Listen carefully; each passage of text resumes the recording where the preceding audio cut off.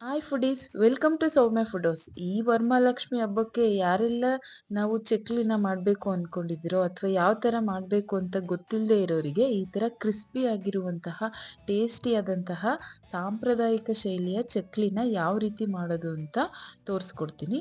ನೋಡಿ ಎಷ್ಟು ಕರೆಕ್ಟು ಮೆಜರ್ಮೆಂಟಲ್ಲಿ ಯಾವ ರೀತಿ ಮಾಡೋದ್ರಿಂದ ಕ್ರಿಸ್ಪಿಯಾಗಿ ಬರುತ್ತೆ ಅಂತ ನಿಮಗೆ ತೋರಿಸ್ಕೊಡ್ತೀನಿ. ಅದಕ್ಕಿಂತ ಮೊದಲು ಯಾರೆಲ್ಲ ಇನ್ನು ನಮ್ಮ ಚಾನಲನ್ನು ಸಬ್ಸ್ಕ್ರೈಬ್ ಆಗಿಲ್ಲೋ ಬೇಗ ಬೇಗ ಸಬ್ಸ್ಕ್ರೈಬ್ ಆಗಿ ಬೆಲ್ ಐಕಾನ್ ಮೇಲೆ ಕ್ಲಿಕ್ ಮಾಡಿ. ಮೊದಲಿಗೆ ಈ ಥರ ಒಂದು 50 ಗ್ರಾಮ್ ಅಷ್ಟು ಉದ್ದಿನ ಬೇಳೆನ ನಾವು ಚೆನ್ನಾಗಿ ಬ್ರೌನ್ ಕಲರ್ ಆಗೋ ರೀತಿ ಬಿಸಿ ಮಾಡ್ಕೋಬೇಕು. ನಿಮಗೆ ಗ್ರಾಮ್ ಲೆಕ್ಕದಲ್ಲಿ ಅರ್ಥ ಆಗ್ತಾ ಇಲ್ಲ ಅಂದರೆ ನೀವು ಒಂದು ಬೌಲನ್ನು ತಗೊಳ್ಳಿ. ಅದರಲ್ಲಿ ಕರೆಕ್ಟಾಗಿ ಕಾಲು ಭಾಗದಷ್ಟು ಉದ್ದಿನಬೇಳೆ ತಗೊಂಡು ಮತ್ತೆ ಈ ಬ್ರೌನ್ ಕಲರ್ ಆಗೋ ರೀತಿ ಚೆನ್ನಾಗಿ ಫ್ರೈ ಮಾಡ್ಕೋಬೇಕು. ಎಷ್ಟು ಪ್ರಮಾಣದಲ್ಲಿ ಉದ್ದಿನಬೇಳೆ ತಗೊಂಡಿರ್ತೀರೋ ಅಷ್ಟೇ ಪ್ರಮಾಣದಲ್ಲಿ ಉರಿಗಡಲೆನ ಹಾಕ್ಕೊಂಡು ಜಸ್ಟ್ ಇದನ್ನು ಈ ಥರ ಬಿಸಿ ಮಾಡ್ಕೋಬೇಕು ಅಷ್ಟೇ. ಅದಾದಮೇಲೆ ಒಂದು ಮಿಕ್ಸಿ ಜಾರಿಗೆ ಈ ಬಿಸಿ ಮಾಡಿರ್ತಕ್ಕಂತಹ ಮಿಶ್ರಣನ ಹಾಕಿ ನೈಸಾಗಿ ಪೌಡರ್ ರೀತಿ ರುಬ್ಕೋಬೇಕು. ಈ ಪದಾರ್ಥನ ನಾವು ತಣ್ಣಗಾದ್ಮೇಲೆ ಮಿಕ್ಸಿ ಜಾರಿಗೆ ಹಾಕಿದಾಗ ಈ ಥರ ನೈಸಾಗಿ ಪೌಡರ್ ರೀತಿ ರುಬ್ಕೋಬೇಕು. ಸೊ ಇದಾದಮೇಲೆ ನೆಕ್ಸ್ಟ್ ಒಂದು ದೊಡ್ಡ ಬೌಲ್ ತಗೊಂಡು ಈ ರುಬ್ಬಿರ್ತಕ್ಕಂಥ ಮಿಶ್ರಣ ಮತ್ತು 3 ಬೌಲಷ್ಟು ಅಕ್ಕಿ ಹಿಟ್ಟನ್ನು ಹಾಕ್ಕೋಬೇಕು. ನೀವು ಯಾವ ಬೌಲಲ್ಲಿ ಕಡಲೆ ತೊಗೊಂಡಿರ್ತೀರೋ ಅದೇ ಬೌಲಲ್ಲಿ ಅಕ್ಕಿ ಹಿಟ್ಟು, 1 ಟೇಬಲ್ ಸ್ಪೂನಷ್ಟು ಓಂಕಾಳು, 1 ಟೇಬಲ್ ಸ್ಪೂನಷ್ಟು ಬಿಳಿ ಎಳ್ಳು ಮತ್ತು 1 ಟೇಬಲ್ ಸ್ಪೂನ್ ಜೀರಿಗೆ, ರುಚಿಗೆ ತಕ್ಕಷ್ಟು 1 ಟೇಬಲ್ ಸ್ಪೂನ್ ಉಪ್ಪು, 1.5 ಟೇಬಲ್ ಸ್ಪೂನ್ ಖಾರದ ಪುಡಿ, 1 ಟೇಬಲ್ ಸ್ಪೂನಷ್ಟು ಕರಿಬೇವಿನ ಪುಡಿನ ಹಾಕಬೇಕು. ಅದಾದಮೇಲೆ 1 ಟೇಬಲ್ ಸ್ಪೂನಷ್ಟು ತುಪ್ಪ ಮತ್ತು ಎಣ್ಣೆನ ಈ ಥರ ಚೆನ್ನಾಗಿ ಬಿಸಿ ಮಾಡಿ ಇದಕ್ಕೆ ಹಾಕ್ಕೋಬೇಕು.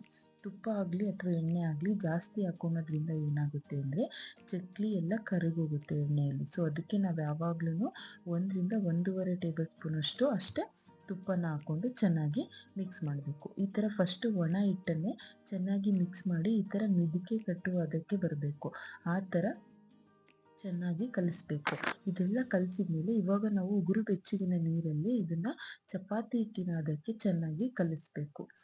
ನಾವು ಯಾವಾಗ್ಲೂ ಅಷ್ಟೇ ಸ್ವಲ್ಪ ನೀರನ್ನು ಹಾಕ್ಕೊಂಡು ಅದನ್ನು ನೋಡಿಕೊಂಡು ಆಮೇಲೆ ಕಲಿಸ್ಬೇಕು. ಒಂದೇ ಸರ್ತಿ ಭಾಳ ನೀರನ್ನು ಹಾಕೋದ್ರಿಂದ ಏನಾಗುತ್ತೆ, ಅದು ಹಿಟ್ಟು ಮೆತ್ತಗಾಗುತ್ತೆ. ಅದಕ್ಕೆ ನಾವು ಅದು ಕನ್ಸಿಸ್ಟೆನ್ಸಿ ನೋಡ್ಕೊಂಡ್ಬಿಟ್ಟು ಸ್ವಲ್ಪ ನೀರನ್ನು ಹಾಕ್ಕೊಂಡು ಚಪಾತಿ ಹಿಟ್ಟಿನ ಸ್ವಲ್ಪ ಮೆತ್ತಗಿರಬೇಕು ಅಥವಾ ಅದಕ್ಕಿಂತ ಸ್ವಲ್ಪ ಗಟ್ಟಿ ಬರಬೇಕು. ಆ ಥರ ಅದಕ್ಕೆ ಚೆನ್ನಾಗಿ ಕಲಿಸ್ಕೋಬೇಕು.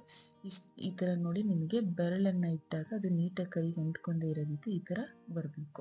ಅದೆಲ್ಲ ಆದಮೇಲೆ ಈಗ ಚಕ್ಲಿ ಒರಳನ್ನು ತಗೊಂಡು ನೀಟಾಗಿ ಮೋಲ್ಡ್ಗೆ ಫಿಕ್ಸ್ ಮಾಡಬೇಕು. ಅದೆಲ್ಲ ಆದಮೇಲೆ ಇವಾಗ ನಾವು ಇದಕ್ಕೆ 1 ಟೇಬಲ್ ಸ್ಪೂನಷ್ಟು ತುಪ್ಪ ಅಥವಾ ಎಣ್ಣೆನ ಹಚ್ಚಬೇಕು.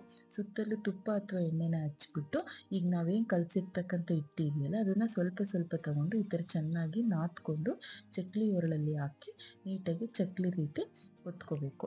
ಅಂದರೆ ನಾವು ಈ ಥರ ಕೆಳಗಡೆನೂ ಸ್ಟೀಲಿನ ತಟ್ಟೆ ಮೇಲಾದರೂ ಹಾಕ್ಬೋದು ಅಥವಾ ಈ ಥರ ಸೌಟ್ ಮೇಲೂ ಕೂಡ ನೀಟಾಗಿ ಚಕ್ಲಿಗಳನ್ನು ಒತ್ತಿ ಎಣ್ಣೆಯಲ್ಲಿ ಹಾಕಬೇಕು.